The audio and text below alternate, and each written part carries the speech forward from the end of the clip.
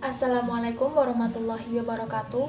Perkenalkan, saya Gita Putri Cahyani dari Universitas Islam Negeri Raden Intan Lampung, Fakultas Ekonomi dan Bisnis Islam. Saya dari Prodi Ekonomi Syariah. Untuk video kali ini saya akan menjelaskan mengenai materi fikih ibadah, fikih zakat, fikih muamalah, dan ayat beserta hadis yang ada di dalamnya. Oke, langsung saja untuk pembelajaran yang pertama, yaitu mengenai fikih ibadah. Apakah fikih ibadah? Fikih ibadah adalah ilmu yang menerangkan tentang hukum kesyariahan Islam yang di dalamnya terdapat ilmu tertentu, yaitu seperti toharoh atau suci, sholat, siam atau puasa, kurban, zakat, dan lain sebagainya.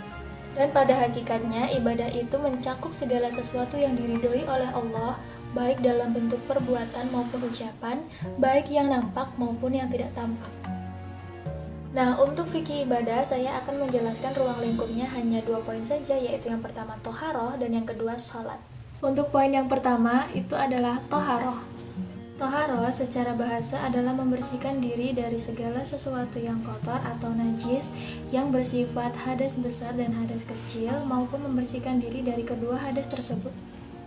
Adanya kenyataan bahwa masalah kebersihan menjadi syarat sahnya sebuah ibadah menunjukkan bahwa Islam menyerukan agar umat Islam hidup bersih dan jauh dari segala hal yang kotor atau najis. Kemudian untuk ruang lingkup yang kedua atau poin yang kedua itu mengenai sholat, di mana sholat itu adalah tiang utama bagi umat Islam, di mana syarat sah wajib sholat itu adalah Islam, baligh atau dewasa, merdeka, dan tidak hilang akal. Selanjutnya untuk materi kedua mengenai fikih zakat, di mana fikih zakat adalah sebagian harta yang kita miliki apabila dikeluarkan akan menjadi berkah, berkembang, dan suci. Kemudian ada 4 macam benda yang wajib dikeluarkan sebagai zakat, yaitu yang pertama binatang ternak, yang kedua emas atau perak, yang ketiga barang dagangan, dan yang terakhir adalah segala sesuatu yang dapat ditakar seperti buah-buahan dan lain sebagainya. Dan perlu diketahui ada 8 golongan yang wajib menerima zakat, yaitu fakir, miskin, amil, mu'alaf, budak, dan orang yang berhutang atau ghorim. Yang ketujuh fisabilillah, dan yang terakhir adalah ibnu sabil atau musyafir. Kemudian untuk pembagiannya, fikih zakat itu dibagi menjadi 2 bagian, yaitu yang pertama fikih zakat mal dan yang kedua fikih zakat nafsi atau zakat fitrah. Perlu diketahui pula mengenai pengertian dari zakat mal dan zakat fitrah. Zakat mal adalah zakat di mana harta kekayaan yang dikeluarkan untuk orang-orang tertentu. Untuk pengertian dari bagian kedua, yaitu mengenai fikih zakat nafsi atau zakat fitrah, yaitu zakat yang biasa dikeluarkan malam hari sebelum Idul Fitri.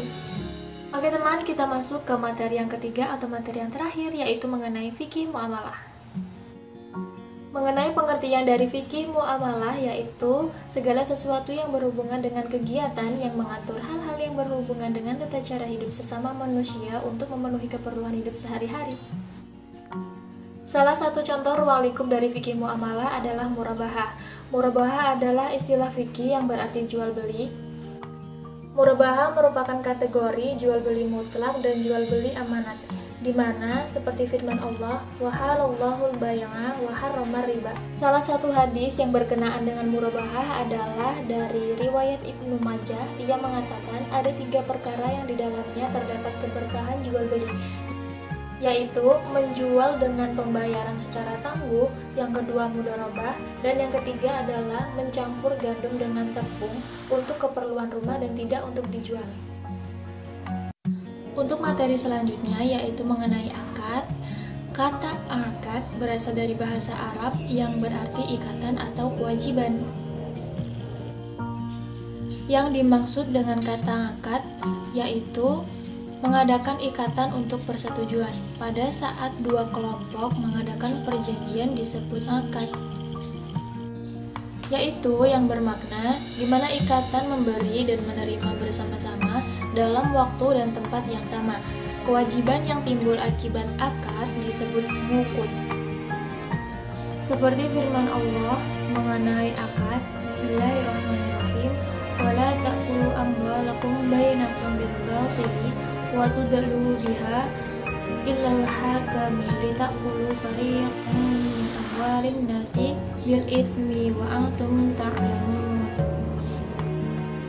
Yang artinya, dan janganlah kamu memakan harta sebagian yang lain di antara kamu dengan jalan yang batil, dan janganlah kamu membawa urusan harta itu kepada hakim, supaya kamu dapat memakan sebagian daripada harta benda orang lain itu dengan jalan perbuatan dosa, padahal kamu mengetahuinya.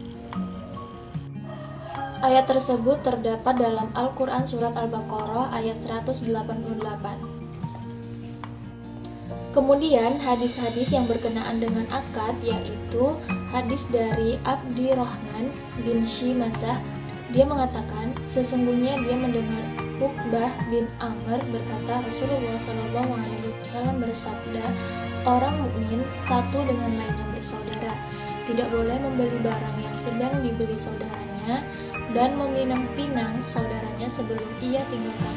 Rasulullah bersabda, orang muslim itu berserikat dalam 3 hal, yaitu rumput, air, dan api. Baiklah teman, untuk materi selanjutnya yaitu mengenai mudharabah. Apakah mudharabah? Mudharabah adalah akad perjanjian atau kerjasama usaha antara kedua belah pihak yang salah satu dari keduanya memberi modal kepada yang lain supaya dikembangkan. Ayat Al-Quran yang menjelaskan tentang mudharabah yaitu berada dalam Quran Surat Al-Jumu'ah ayat 10 yang artinya, apabila telah ditunaikan sholat maka bertebaranlah kamu di muka bumi dan carilah karunia Allah dan ingatlah Allah banyak-banyak supaya kamu beruntung. Kemudian hadis yang berkenaan dengan mudharabah yaitu dari Ibnu Majah. Ia mengatakan bahwa ada 3 hal yang mengandung berkah jual beli, yaitu jual beli secara tunai, mudharabah, dan mencampur gandum jawawat untuk keperluan rumah tangga dan bukan untuk dijual. Oke teman, kita masuk ke materi terakhir yaitu mengenai wadiah.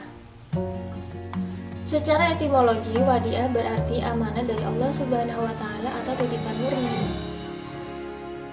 Wadiah dikatakan bermakna amanah dari Allah Subhanahu wa Ta'ala karena wadiah menyebutkan dengan kata amanah di beberapa Al-Quran yang berada di surat An-Nisa ayat 58, yang artinya, sesungguhnya Allah menyuruh kamu menyampaikan amanah kepada yang berhak menerimanya dan menyuruh kamu apabila menetapkan hukum, dan sesungguhnya Allah memberi pengajaran yang sebaik-baiknya kepadamu, dan sesungguhnya Allah adalah Maha mendengar lagi Maha melihat. Kemudian hadis yang berkenaan dengan wadiah yaitu dari hadis riwayat Abu Daud. Ia mengatakan bahwa Rasulullah SAW, sampaikanlah atau tunaikanlah amanah kepada yang berhak menerimanya dan jangan membalas khianat kepada orang yang telah mengkhianatinya. Sekian materi dari saya mengenai fikih ibadah, fikih zakat, dan fikih muamalah beserta ayat dan hadis di dalamnya. Semoga bermanfaat. Saya Gita Putri Cahyani. Wassalamualaikum warahmatullahi wabarakatuh.